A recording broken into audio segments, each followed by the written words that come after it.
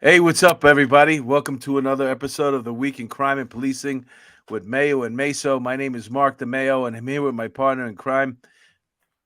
Wait, that's not Angel? Oh man, what happened to Angel? Wait, this is Bill Ryan. What's up, Bill Ryan? How are you, Mark? Great to see you again. Thank you for having me on the show. Good, man. Thanks for coming on. What'd you do with Angel? I tied him up. I figured I need to get some screen time, so I'm holding him hostage. I'll let him go after the show.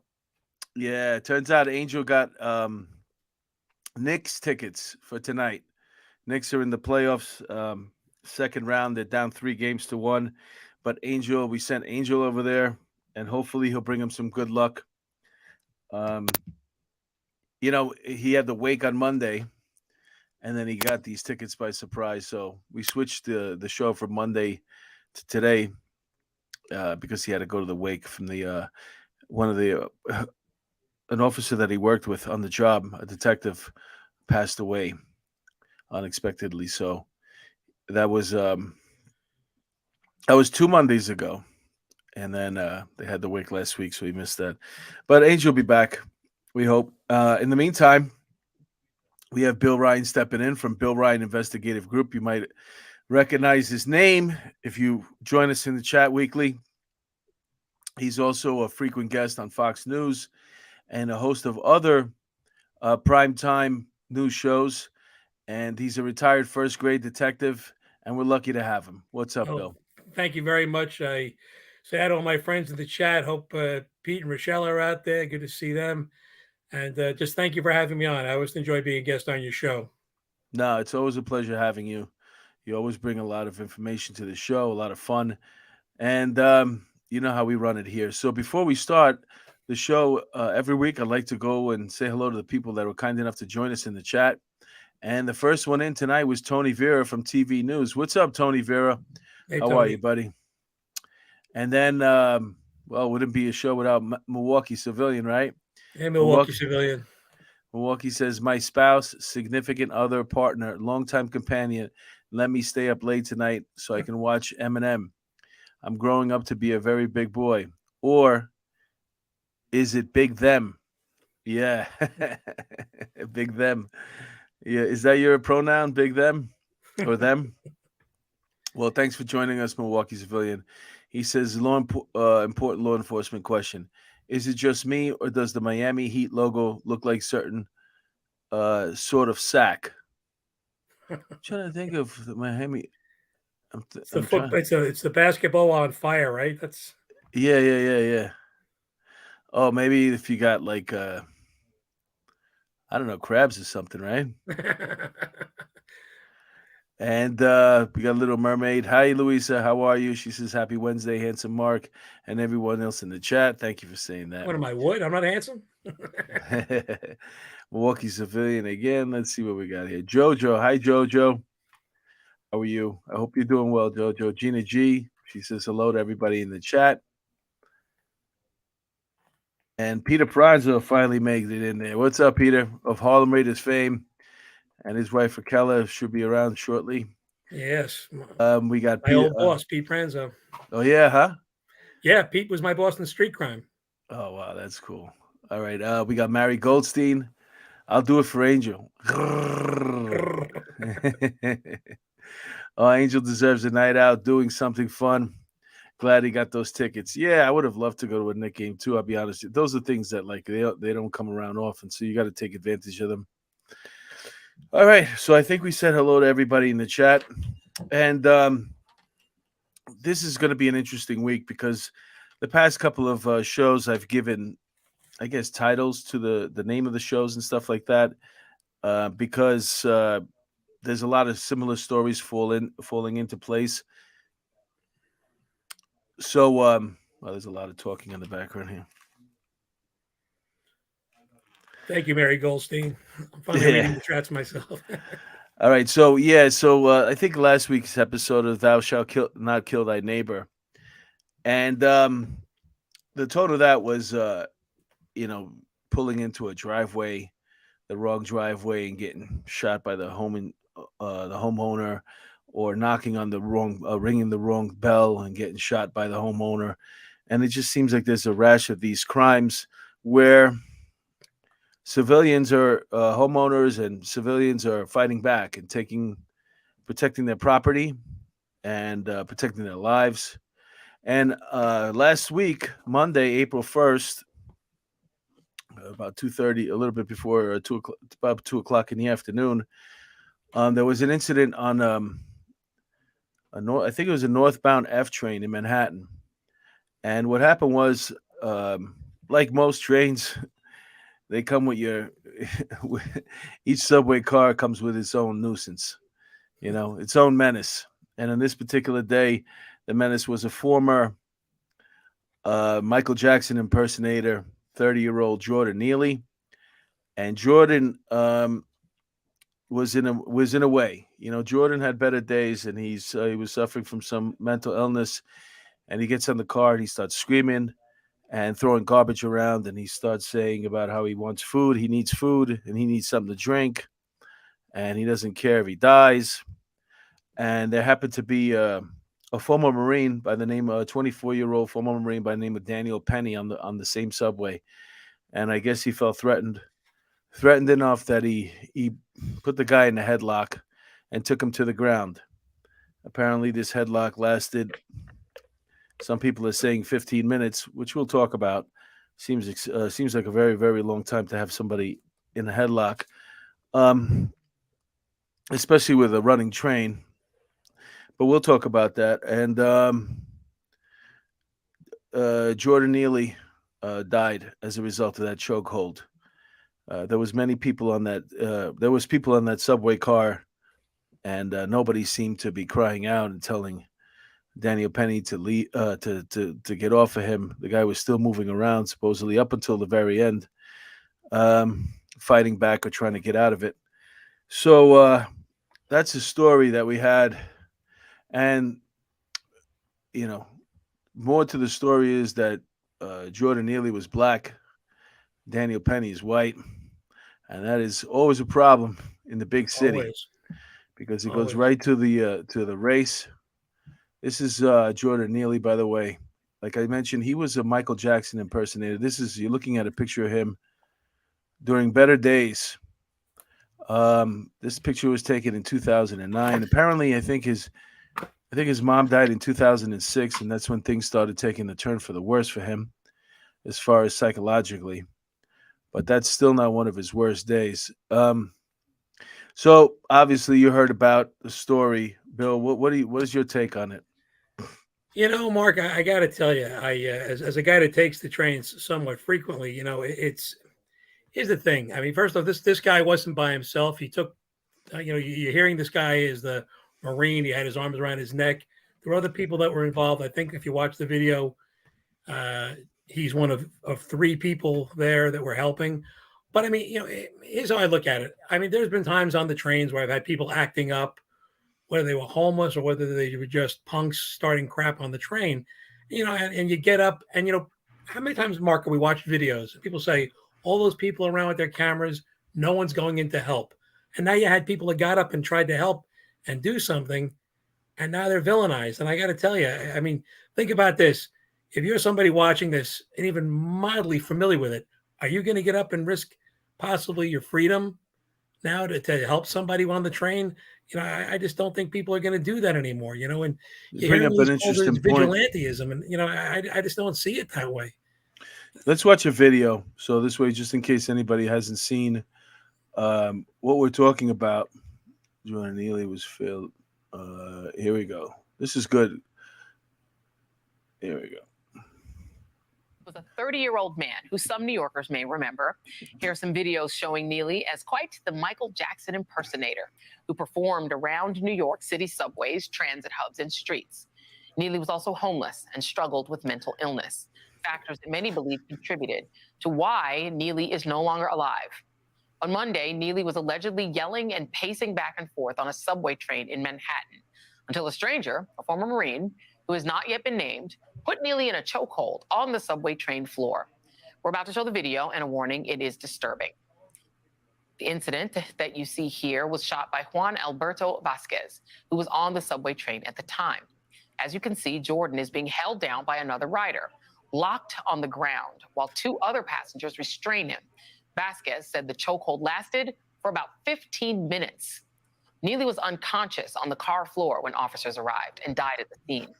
The cause of death has been deemed compression of the neck and ruled a homicide. According to the medical examiner, the man who put Neely in the chokehold was taken into custody and later released. No charges have yet been filed against him or anyone else in the car, for that matter.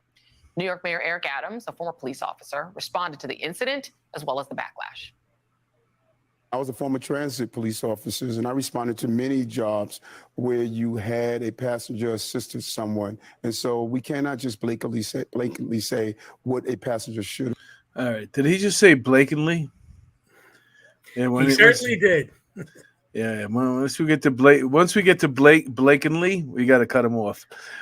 So we saw the footage. What do we see there? Okay, if I'm a jury and I'm watching what's going down, it looks to me like he's got him in a chokehold, obviously, on the ground. Jordan is conscious at this point, and he must be sort of still trying to get out of the chokehold because there's two other men, one on each side, that are holding his hands down. Indeed, yeah. So right there, what is that telling you? That's telling you that there was people, like you said, in that subway car along with him.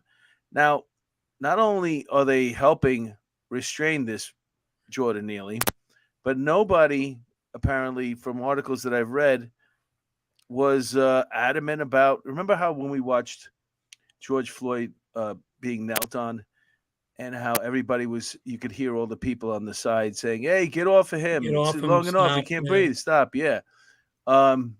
Nobody in this car apparently was saying let go. I think the guy had 44. Jordan Neely, the person that was being choked out and died, he had 44 prior arrests. He actually had a warrant out for his arrest because what happened to him was he assaulted a woman. Once again, in the train, he was known as what's a subway recidivist. Recidivist, yeah.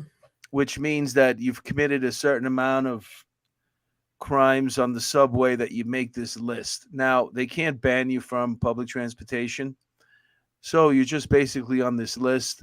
And when they hand out the list to police officers, especially transit cops, of recidivists, there's a picture that goes along with it. So if you see this person in the subway, you'll know that this person's a criminal. And plus, you could run them to see if they have any active warrants. Anyway, he did enough subway crimes to make this list. And we saw him dancing, fantastic dancer. But like we mentioned earlier, the guy had much better days. After his mother's passing, supposedly he started getting into a funk. And then, he just started acting up in the train. He stopped getting dressed up. He stopped dancing like Michael Jackson.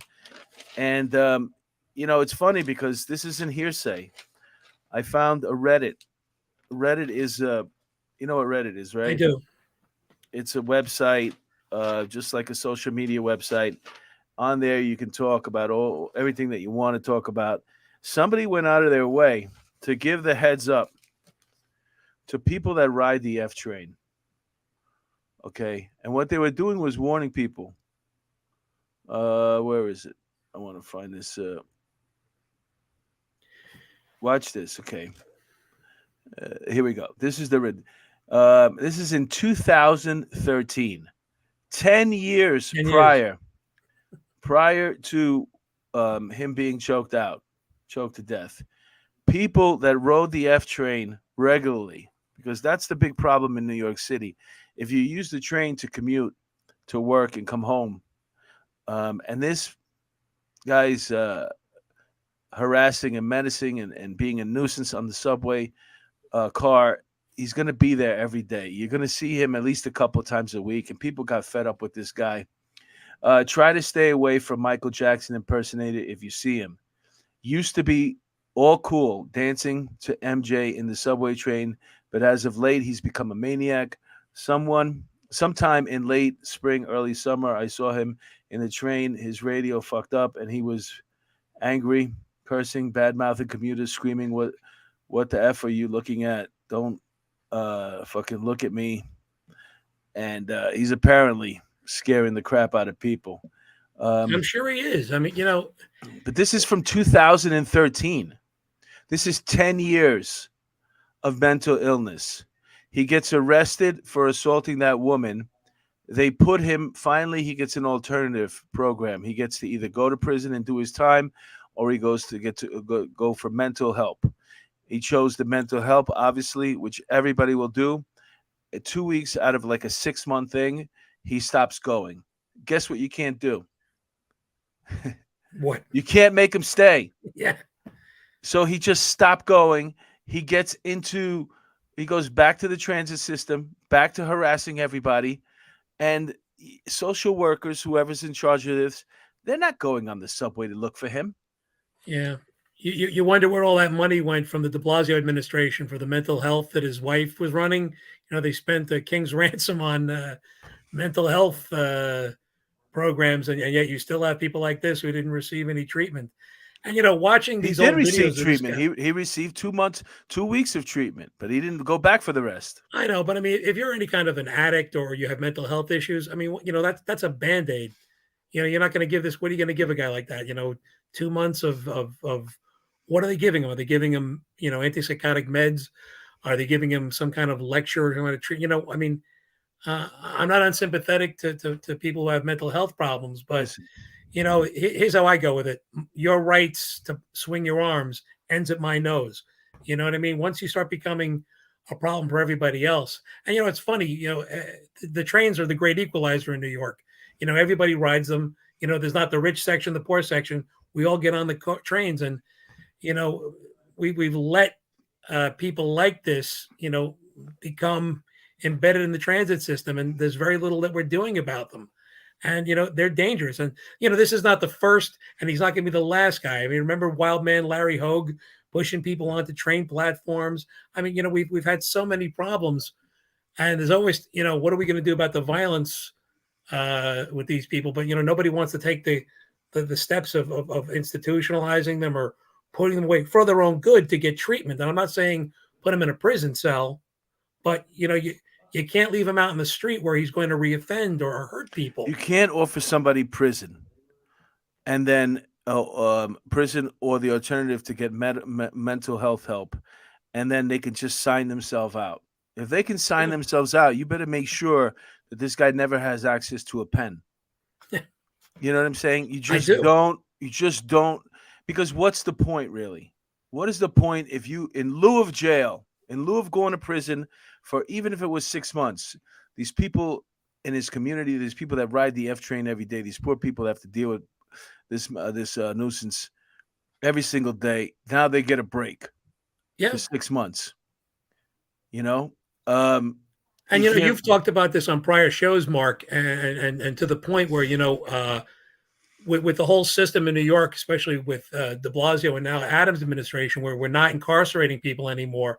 A lot of people like this who would get incarcerated sometimes for minor offenses, while they were in, they would get seen by doctors and medical professionals, and they would get the medication they needed, the antipsychotic medicines, and they would get treated and put them on a better platform. Now we don't do that. So I mean, it's one less way a guy like this would possibly get some kind of medical treatment or get seen by a medical professional that maybe could do something for him.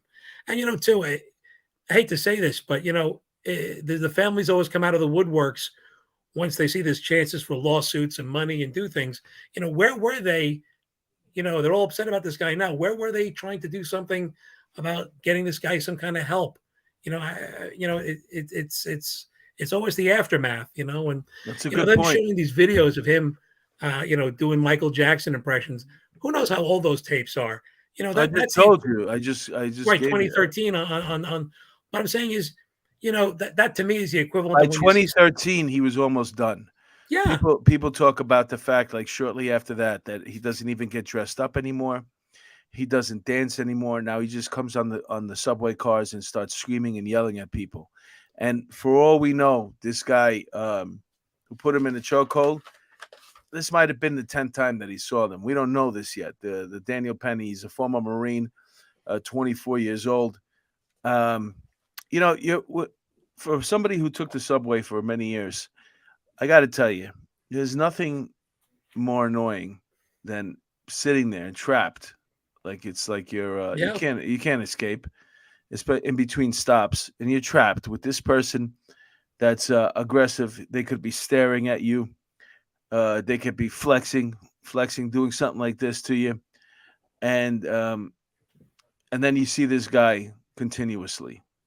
If he's not here tomorrow, he'll be here the next day, and it just ruins your whole morning. And people who use the subway, if you're not from New York, if you use the subway, um, they take on a different veneer.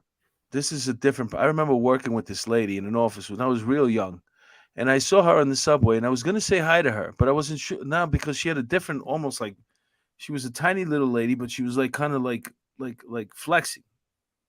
And then when the door opened up, she just ran out and she's banging into everybody until she.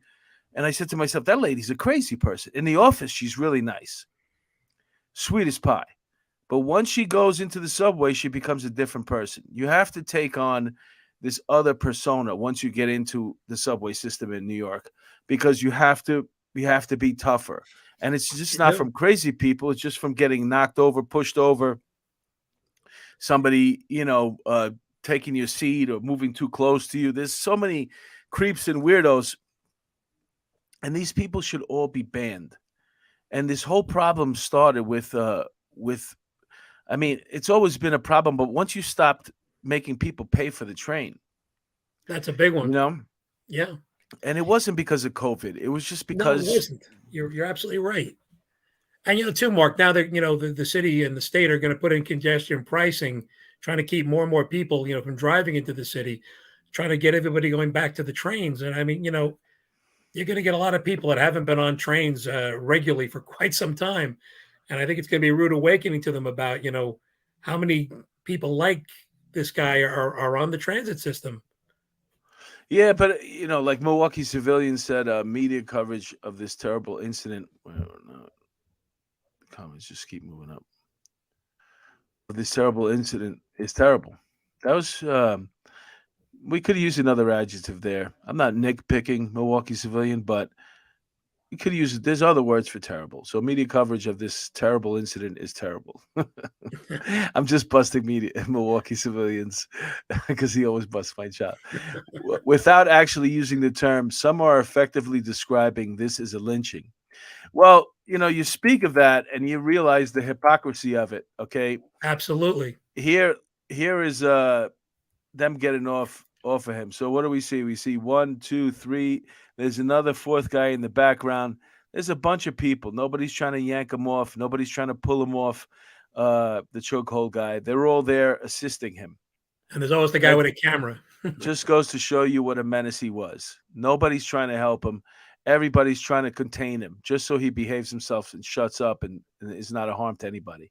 Look, so if obviously there's a bunch of protests that go on after this, and these six people are still at large. What they did was they jumped on the subway tracks and they slowed down. The city. If you if you ever watch the Taking of Pelham 1, 2, 3, the train never stops. You can't stop the subway for no reason. Never. And these people jump on the tracks and they stop it. They inconvenience. They back up everything. And these are so if you know any of these people, if you're in New York, most of them will only get charged with criminal trespassing, which is nothing. But still, they should be held accountable for it because they are protesting in a poor fashion. They're looking to disturb every single commuter, even the ones that might agree Yeah. that he shouldn't have been. Listen, I don't think anybody says the guy should have been killed. I think the people that are held responsible for this are these social workers that sit in their office and they expect you to come in there and ask them for help. You need to get on the freaking train and find this guy. Yeah. You need to get on the freaking subway and find this guy. It's not hard. Right. He's on the F train every single Stand there, day. he'll find you. He made the list. He was on the top 50 people in New York that need either housing. He's a special mental case. That's what he's the top 50 mental cases in New York City. And just think, top 50 Think about how many there are on the entire I know. And guess what? If you can't help the people in the top 50, how are you going to get into the bottom 50 Well or the said. next 100 people? Well said. What are you doing for this guy? Apparently, if he was hungry, you didn't tell him where to get food or drink. You're not helping him with mental health. He's still in his crisis. He's not on medication. What is it that you're doing for this guy other than waiting for everyday civilians to take action and take the law back into their own hands? And it's funny, Mark. We talk about hypocrisy a few moments ago, and so many times you see so many videos because there's an abundance of them of people acting out on trains, assaulting people or threatening people. And you frequently look in the comments and they all talk about all these people are on the train and nobody stood up.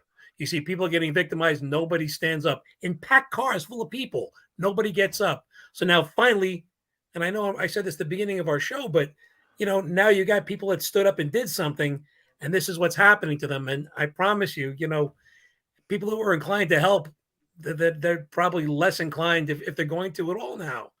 People will only put up with so much crime. Yeah, that's true. And either to themselves, to their neighbors, or to just stories that they hear about in the news. And until they've had enough, okay? And what happens is they start taking things into their own hands again. Like they just don't trust that the police are going to be there for them. And so they have to take care of it. Look at this. Talk about comparing this guy, Daniel Penny, to Bernie Getz. If you're old enough to remember, that's Bernie Getz. He was riding the subway way back in, I think it was 1989. No, it was earlier than that. That happened when I was at NSU, and that was 1984. Oh, yeah, okay, 1984. In 1984, he was riding the subway when he gets approached by these four individuals who ask him or demand $5. Take your choice. Unfortunately for these guys, Bernie was mugged a couple of years before, and he didn't like the feeling. So he went to Florida, bought himself a firearm, and brought it back to New York State illegally. And I'm pretty sure, because he actually testified or said it in an interview that he thought about who he's going to shoot first, second, third, and fourth, and then he followed through on that thought methodically. The big thing that hurt him was when he went on TV and he talked about once they were all shot, he turned into one of the guys, I forget which of the four guys. He said, "You don't look so bad," and he said he shot him again in the back. Yeah, and I think that guy ended up becoming paralyzed. And he ended up paying him. I think he's probably still paying him. Bernie Getz didn't have all his marbles either. He was sitting there like Robert De Niro in Taxi Driver every day, probably with that gun in the mirror and saying, "You talking to me? Look at me. Are you talking to me? Are you talking to me?" And he would go through that probably with the gun pulled out every single day. And when these four guys came up to him and they wanted their $5, he didn't hesitate. He pulled out the gun and he just fired. Boom, boom, boom, boom. And like you said, he got up, ready to exit the train. And he says, "Oh, you look okay. Here's another one." Bow, one more. And he shot him again. What happened to Bernie after that? He was acquitted in the trial, but he was found guilty of illegal possession of a firearm. He did his 6 months, and he got out. But he ended up paying big civil fines to these guys. They all sued him, and I know he was financially crippled from it. I forget what they gave him, but he had to give them a ton of money. And it's like anything else. You don't really hear about it, but when Bernie did that, subway crime came down a lot. People were, muggers were afraid, that people were going to start coming back and doing things. And I mean, is that a benefit from it? Well, I don't know if it's an intended benefit, but it's good that the muggers are afraid. And, to that end, you talk about vigilantes on the subway, and I'm sure Pete Pranzo's ears are perking up, but, you think about what guys like Curtis Sliwa and members of his group, the Guardian Angels, did. And, Pete and I had many run-ins with Curtis, both good and bad. when we were in street crime. But I mean, they basically were a volunteer group, and they, went on the trains. And I can tell you, long before I was a cop, when I'd be on the trains late at night, because I was on the trains late at night, I'd see those guys come in with the red berets walking around, and I felt better. I felt better when I saw them than when I saw a transit cop. And Yeah, yet, because they were there to fight. If Yeah. there was a situation, they were going to make a citizen's arrest, and that's what they were there for. They weren't there for any other situation. Yeah. And you can best be sure. And if you look at the breakdown of culture here, every different races is represented here in these pictures of. And I'm sure Curtis, who is probably a genius, by the way. I mean, talk about branding. Long before anybody knew anything about branding, the berets, as ridiculous as I think berets look, he captured it with that and the T-shirt, and wearing a buttoned-up shirt with a tie underneath is just brilliant too. They weren't guardian angels who was not allowed to have any weapons or any drugs or drug paraphernalia on them. As a matter of fact, they got checked before they hit the streets every night. It was a volunteer group, so they made no money. Most of them volunteered 8 to 10 hours a week, and probably a lot of them did a lot more. They were very, very popular in the 80s. And, remember, they even used to show a little bit of them doing kung fu on the train at the beginning of Saturday Night Live, when the original roles, when they would show scenes from New York. That was always one of the things they showed, the guardian angels fighting on the train. Yep. And believe me, I'm sure some of them got beat up by you get two guardian angels on the subway, and then a whole crew comes out from a certain neighborhood. I'm sure there was problems for them too, but they were brave souls. They were modern day superheroes. They really did. And the bad guys are really afraid of them, because they weren't like the cops, where you're going to give me a ticket, or you're going to you mess with these guys, they were going to hand you your ass. I mean, they bad guys were afraid of them. I mean, like I said, like yourself, I with the time I was doing nightclub work, I'd be coming home, 4 or 5 o'clock in the morning, on the train, and I'd feel better when I saw them. It's but I didn't hear anybody necessarily screaming out vigilantism at the time. Maybe they were, and I just didn't hear it. But I was glad to have them. I mean, can you imagine? I don't know if they still exist. I haven't seen one in a long time, but you wonder what people are going to say when they start seeing groups like that come back. Because, as you mentioned a few moments ago, people are afraid, and I think that you're going to start seeing not necessarily vigilantism, but groups like this coming back into vogue, and people trying to protect themselves because people are afraid. There will be probably a 2.0 version of them coming out if things don't correct themselves. I don't imagine anytime soon, because I was just thinking about Robert Morgenthau. Robert Morgenthau was our district attorney in Manhattan for, I don't know, 35, 40 years. Yeah, long time, man. Long time. And the guy was respected. He was intelligent. He committed a crime in New York. You were probably going to do your time. You know what I'm saying? And didn't matter what color you were. You know what I'm saying? Now with this guy, Alvin Bragg, it makes you wonder, where did they get this buffoon from? And the only reason why he's not making a move right now is because he's got to figure out which side to land on. You know what I'm saying? I think he's a lot got of it foot is out the door. You're right, but I think a lot of this is when you think about the guy up in the Heights. He's working the bodega, and he got into a confrontation with one of his customers, and then one of the customers came at him with a knife, and he disarmed him and he killed him. Yeah. And then they had him locked up, and Bragg wanted to prosecute him, and the public outcry was like, wait a minute. And that, again, like this case, they had a ton of video, and they showed this guy was not, the guy who was working the bodega. He wasn't the aggressor. He wasn't one that brought the weapon to the situation. He just disarmed the guy and took his life in the struggle. And I think, he eventually decided to let the guy off the hook. But I think he doesn't want to have a situation like this again, where he takes a guy and is it justified? Listen, they collected a bunch of video. Whatever video they have, it doesn't look good, because they would have grabbed this guy already, indicted him, and he would have been getting ready to either I cop just a think they're plea. afraid to move as fast because of the I last guy. don't think it's a fear. I think it's a fear of losing Yeah. because Well, that's what I be- mean. they They have don't want to. because they have good tape evidence. Like we just saw the tail end of who knows how long that tape is. Who knows how long he's rolling around on the ground trying to fight this guy off. Who knows how many motherfuckers or I'm gonna kill you cocksuckers is coming out of his mouth. When I get out of this, you're all dead is coming out of his mouth before he finally shuts up for good. So whatever video that they have that's going to be evidence, you're going to have to be able to show that this guy shouldn't have been put in a headlock in the first place because the result of the headlock is death, but it wasn't intended to be death. It was a way to control him.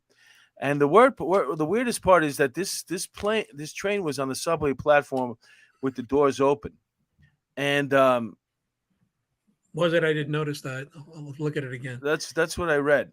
That it was on the subway platform with the doors open for a long time, which obviously they're going to have to find out where was the cop that was supposed to be in that station.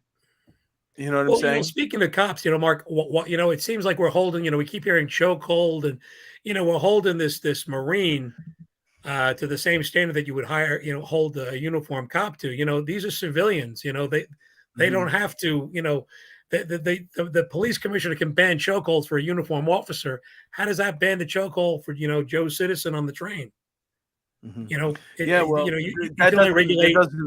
No, it doesn't work when you're talking about civilians. Civilians can do But that's whatever what they I'm need to saying. do. Like you're holding this guy to the same accountability that you would a police officer. And I mean, But it won't. you know, Then I think the death is the part of it. I don't think the chokehold is the part of it. absolutely. I But I'm think it's just the saying death. is you keep hearing If he would have chokehold. if he would have pinched him, and the guy died from a pinch, or tickled him to death, the guy's still dead. Okay, so now we have to look at, well, how much did he contribute to the cause of his own death? And that's the problem. When we look at the videotape that's collected, if somebody were caught this guy acting the fool, throwing the garbage around at people, scaring women, and then all of a sudden, this guy comes out of nowhere like a knight in shining armor and grabs him in the chokehold and takes him down, and you can see everybody in the subway car actually breathe a sigh of relief. Oh, thank you, and or maybe somebody claps. If you have a videotape like that, you can't go to court with that. You can't go to trial. You got a whole car full of people, your peers, that are cheering you on, that are helping you restrain this animal until freaking the cops come. And Yeah. so I go back to what I was preaching about before. This whole thing to me, once again, falls. And, people talk about the system all the time and how the system let them down. And, this is one of those cases that you can actually say the system let him down, but not in the way they're thinking. I'm not talking about how he was raised. Listen, his mom passed. A lot of people's moms pass. You know what I'm saying? You got to go on with life. But if you hit a rough patch, like you said, his family coming out of the woodwork, where were they for that? Why is he homeless? If he has an uncle or an aunt anywhere, why can't you come over here and crash out the couch? Maybe he does, but You're maybe right. they don't want him there because he's violent. Maybe they don't want him there because they have young kids. He's going to teach them how to do crime. The guy's got arrested 44 times. Okay. He wasn't an innocent person on the subway. He was scaring the shit out of people on a daily basis. There's a lot of people who take that F train right now that are happy that they don't have to see him again. I can guarantee you that. Absolutely. Guarantee Absolutely. you they're happy they Absolutely. don't have to see him again. So, you remember the movie Death Wish? I do. Charles Bronson. They kill his wife and his daughter. I mean, that was the original. That's where the word vigilante justice pretty much became very, very popular. And then we talked about Do you know who one of the villains was in that? who? Jeff Goldblum. It's his first movie role. Oh yeah, I can't believe it. I just saw it the other day. It was like, oh, supposed to Jeff be Goldblum. He's supposed to, and I would love to know what this top 50. If you mean to tell me that there is homeless, how many thousands of homeless people out there, and there's top 50 of them that they require more help than anybody else, and this guy's not getting it, you're not doing your job. You're not the top 50 should always be getting the treatment that they need because they're in the top 50. You're right. They're violent, recidivist. They're in the street committing crimes daily. If there's a top 50 list, whoever had this guy's case should not be a social worker anymore. Well, again, I said it earlier in the broadcast, but I mean, under the de Blasio administration, they took some huge chunk of money, a king's ransom that the mayor's wife ran for all, supposedly for mental health treatment. And that was the big outcry. And they spent that. And, we still don't have accountability for it.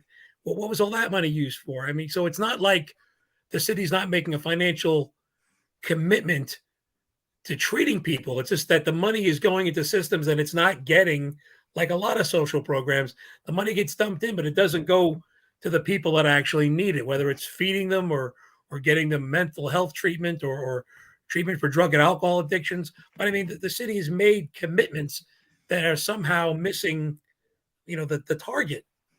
And Well, yeah, they're not getting the services that they're not. that we're paying for. Oh, absolutely. Okay, and listen, the taxpayer dollars go out. Can you if I have to go into that shithole to get to work, can you please make sure that I get there to work and home safely every day? It's daylight, for crying out loud. If I'm on the subway train at 2, 3 o'clock in the morning, not that anything bad should happen then, but this is during the day. This is 2 o'clock in the afternoon that this guy's starting his day off harassing everybody on the subway. Okay, and like I said, there's a bunch of people who take that train every single day, and they're not going to miss him at all. They're happier for it, And well, I don't know if they're happy, but they're definitely not going to miss him. Well, yeah, all right. What's this we got? This is a horrible story. Oh. Chicago police officer Ariana Preston was murdered in front of her house. The accused cop killers are finally held without bail in Chicago. This not only she's a black lady, she's should have been getting her master's degree. That's her. She was scheduled to get her master's degree, I think, next week. These are this 4 out of 5 mutts that killed him. And you see you see that black space right there? Do you know why that black space is there? Why? Because that animal is 16 years old. Who gives a shit how old he is? Because you know what? His life should be ruined. Whether you're 14 or 12, I want to see your face. That we have to stop with this protecting these people. He's being charged with murder right now.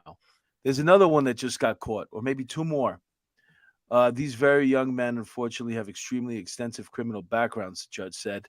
So he issued a bail where hopefully they can't get out. Think about how bad you have to be. Think about how bad you have to be. In Chicago. What's your recidivism rate as a juvenile, to be actually held like that? I hate these fact that I want to know his name. I want to know who his parents are. I want to know where he lives. That's how much I want to know about the juvenile. Prosecutors alleged in court that Buchanan's girlfriend wanted money for a barbecue. One of these boys is named Buchanan, and she wanted money for a barbecue. So they put on all black and put their black mask on, and they went out in her car, and they decided to do robberies. They did approximately 6 robberies, but they only did one. Then they decided to go steal a Kia, and they took that Kia and they started driving around doing robberies. And at some point, they wound up on this lady's lawn. She just got home from working a 4 to 12. It was 1:45 in the morning. They went to rob her. Now, I ask you, I don't know what neighborhood these people are doing the robberies in, but if you're one of these boys right now, how blind do you have to be? Like, how mentally in this robbing frenzy do you have to be to want to hurt this beautiful woman? I mean, not only this is somebody that if they brought home as a wife, these guys would be drooling. You're gonna hurt this beautiful woman. Why would you want? As soon as you see her, what makes you want to rob her? What makes you not want to move on? I say, all right, let's go get a dude. I don't want to hurt no woman. Yeah, they're probably punks. They think it's a woman. They probably think there won't be a fight involved. And I can tell you, I've done a lot of work with juvenile crimes. My 13 years in the arson squad, most of the people I arrested were juveniles. Arson is actually overwhelmingly a juvenile crime, and the problem with kids, juvenile offenders, are, they haven't developed a higher sense of right and wrong yet. And I mean, you want to see some dangerous, cold-blooded guys, it's always juveniles. I'm always more Yeah, worried but about he's the only one that's a juvenile. The other ones are grown men. The other ones are 16 to 19 years old. No, 19 and in the 20s. Okay, so the only one that's right there, that's the only 16-year-old one. and there'll So be screw cause for them, no man. incarceration, and nobody will go to jail, or there'll be convictions, and there'll be, because the whole system now, and nobody wants to incarcerate anybody, and like in Stir Crazy with Gene Wilder and Richard Pryor, thank God there's penitentiaries. I mean, it's Mhm. there are people that deserve to stay in jail. There are people that become so violent so many times. That the only place for them, if you can't behave and conduct yourself a certain way in society, society should take you out of it, and lock you up and throw away the key, but we don't want to do that. Oh, we're throwing people away. We're throwing generations away. It's we're taking the Why people. did you kill everybody in the house? Because they was They was home. home. Yeah. Yeah. Mary Goldstein, if you are going to commit adult crimes, you deserve to have your face shown. I agree with you. If Yes. you're going to Well do said. adult crimes, you should be treated like an adult.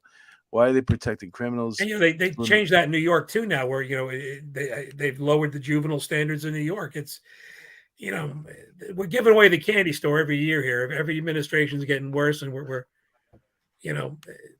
no one's going to jail anymore. And I mean, the reality is that we keep using the word recidivist, and that's the problem.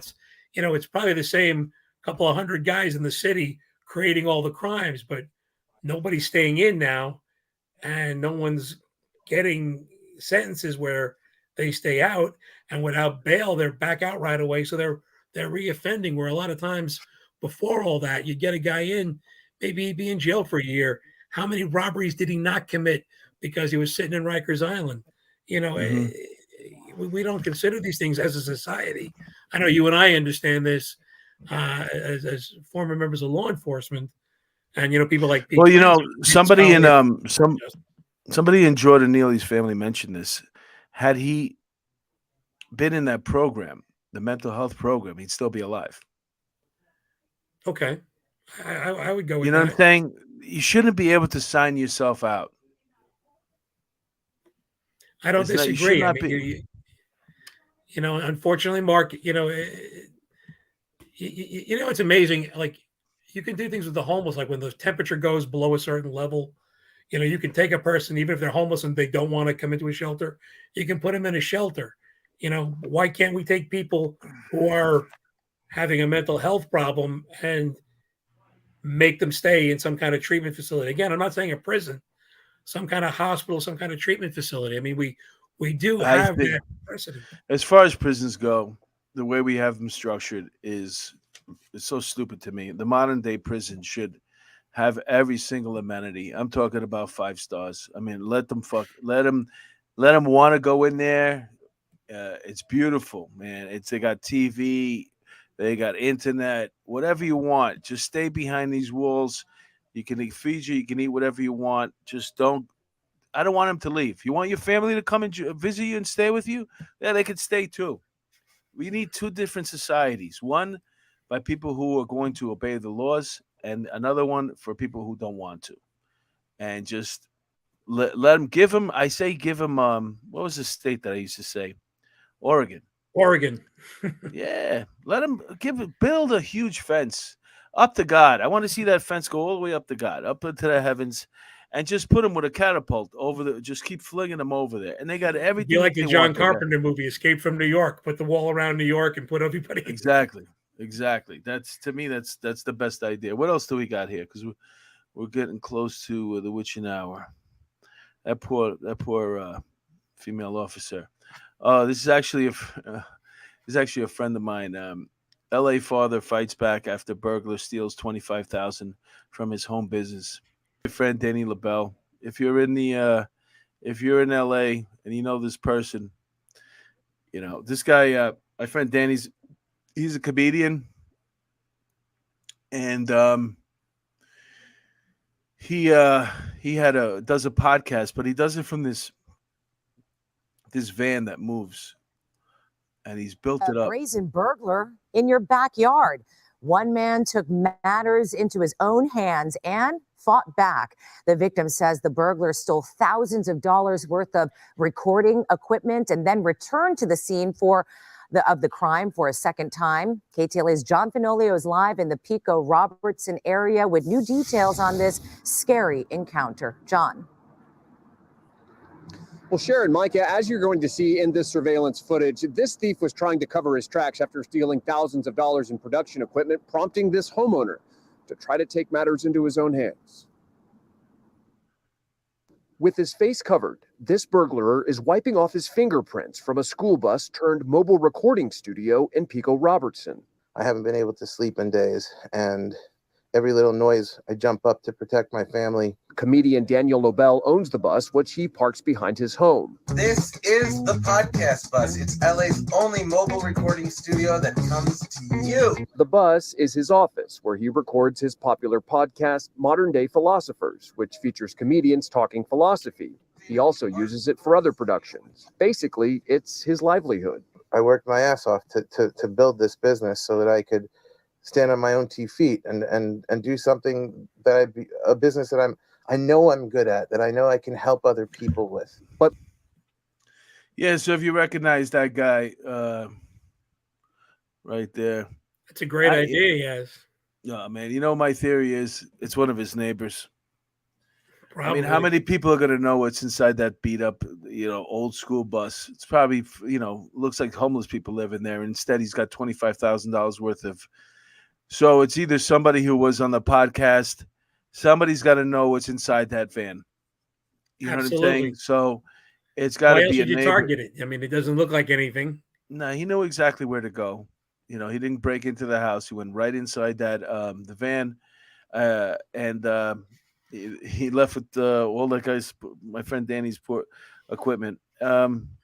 Hopefully he'll get victims compensation and be able to get all his equipment back, and he'll be able to get back to business. But I can almost guarantee you know as well as I do, former first grader, that is somebody he knows. Absolutely.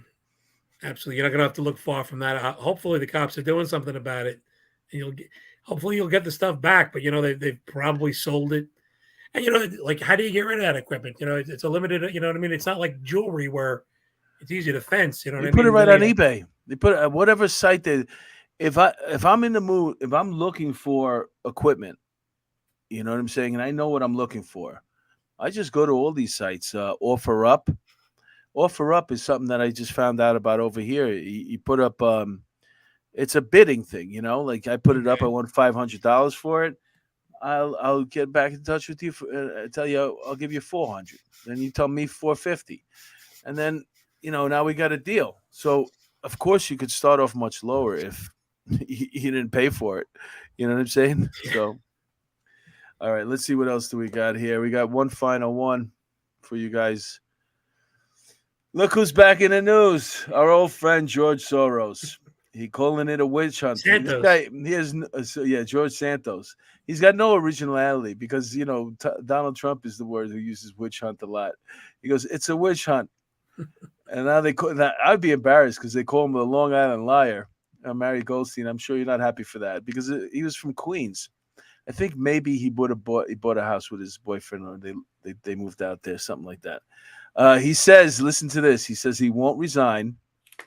And not only that, but he will run for re-election after pleading not guilty to 13 federal charges, including money laundering and wire fraud. Since when do we let crazy? We're electing literally crazy people. This guy's crazy. The transgenders that are in office, out of their freaking mind. AOC, out of her mind. Yeah. That whole crew that she hangs with. The one, the Republican blonde, whatever her name is, Mary Ellen, whatever. She's nuts too. We're electing mental patients. I guess it's just, everybody has stuff to do. Who has time to run screen for this office? guy? How did this guy get by? This guy was telling people, he worked for Goldman Sachs. He was a champion athlete.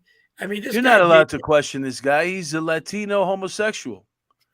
How can you question him? Somewhere along, and again, this guy ran as a Republican, and I can't believe that nobody like any other job interview. Nobody vetted you at all, and like we didn't call Goldman Sachs. Hey, what was this guy like? I mean, Well, obviously he was a nobody. somebody did, Yeah. because that's how they found out, and it really started unraveling for him prior to him actually taking office. But these things, they take a little time, because once again, are you targeting me because I'm a Latino? Are you targeting me because I'm a homosexual? Well, you hear him even when he's saying, he's saying, I've been told to shut up and sit in the back of the room before in my life, which is kind of a veiled all of it. accusation about his. It's all nonsense. And I don't want to beat him up too badly because our mutual friend Joe Murray represents him. But he says, yeah, I forgot about that. But yeah, listen, at least he's got good representation. He certainly does, and And Joe's speaking the of representation, let me see. Do I still have his card? If you're out there and you need a good lawyer, you could do a lot worse than calling Joe Murray. I don't have his card. Absolutely, great lawyer. Hello, Joe. Hello, Angela. He's a gentleman, and he'll take good care of you. Look him up if you're in New York. Joe Murray, attorney at law. He's by Queens Boulevard. All right, so let's see what we got in the chat. We'll say goodbye to the people. This hour went by so quick. It really, really did. Before I thank you for coming on, let's say goodbye to the people in the chat. See if they have any final parting words. We'll go back up here. Milwaukee Civilian, he says he was from Queens, not me. I'm from normal parents. You get that? He's funny, Milwaukee Civilian. He's always got a good joke there. Milwaukee Civilian also calls him George Santos. Like that. That one. It's funny that he mentions that lady. What was it? Thanos. That mental patient. She's been traveling around. I guess if you're looking to, the cops are coming for you. You know what I'm saying? It's a lot easier to get. It's a lot harder to catch her. She'll get at least a day's warning to regroup mentally before she actually has to go do her time. You know what I'm saying? Because they're traveling around in an RV across the country. And that's, I mean, if you think about millionaire or billionaire how do you say that word? Heiresses. Yeah, she's got all this money that she stole from these people. And I don't think she ever thought of herself or being in a trailer. But she's on the road, man. She's on the road with her lawyer, and she's trying to avoid going to jail. They don't care though. She's gonna go. No more shame, man. Everybody, it's all good. They look at it like it's a game show or a reality show. Yeah, it's funny how there's a lot more female criminals than there used to be. At least as far as that's what the feeling that I have. It's equal opportunity time, man. We're gonna make sure You're everybody right. gets to be a felon. You're right. There's plenty of room in those jails too. But even though we're not occupying them anymore, they're trying to. So much for shutting the jails down. By the way. Yeah. I mean, Rikers is still there, and they're not shutting down nothing. Hey, Peter Pranzo says, "Fun night, Mark and Billy." Thank you, Peter Pranzo. Hey, Pete. And Raquella. She says, "On the road again." Yep. Girls are packing. They're packing. They sure are. Listen, be careful out there. It's not the good old days. You know what I'm saying? You want an equal opportunity. Now we got a crime on both sides. Jojo, shut up. Joe Murray, hand pink waving. I don't know what that means, but maybe you could tell me, Jojo. To write to me and tell me what that was. It always goes too fast. I know it does. It always goes too fast. We're at 59 minutes. Are you plugging anything? My company's Ryan Investigative Group. RyanInvestigators.com. If you need some private investigations or process served or looking for missing people, we're there to help you for it. So give us a call, 347-417-1610. How did that thing work out with my friend? He got his kid back, right? He spoke to me about it. We were getting things together, and then he called it off, and then he said he was going to talk to his lawyer, and I said, all right, call me when you need me, and I never heard from him, so I assumed that it went well. But yeah, I've seen pictures of him and his kid back. A lot of times those things get resolved, and I'm glad it worked out for him. Like, Well, I mean, there was no really place to go. I mean, what is she gonna do? Go back to her own country? You know what I'm saying? You know, without the money. Usually, yeah, they hold you hostage. You know what I'm saying? They stay in their country, and you got to give them the money first. I know I do a lot of work in family court, and that's, unfortunately, it's sad to see, but that's, the kids are the chit in the game. They bargain back and forth, and a lot of times it gets resolved with money.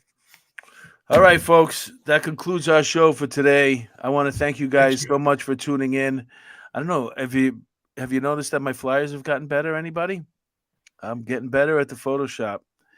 I will be moving on to editing soon. I'll be a master at both one day. All righty. Thanks Love for you having guys. me on, Mark. Thanks, Thank you Bill. for everybody in the chat. You're always welcome here. This is Thank you your so much, family. my friend. And have a great rest of the week and a great weekend, folks. And hopefully we'll see you again Monday night. Angel will be back, and we'll do this again Monday night. All right. Talk to you again soon. Bye, everybody. Good night, everyone. Thank you. Thanks. That was good, right?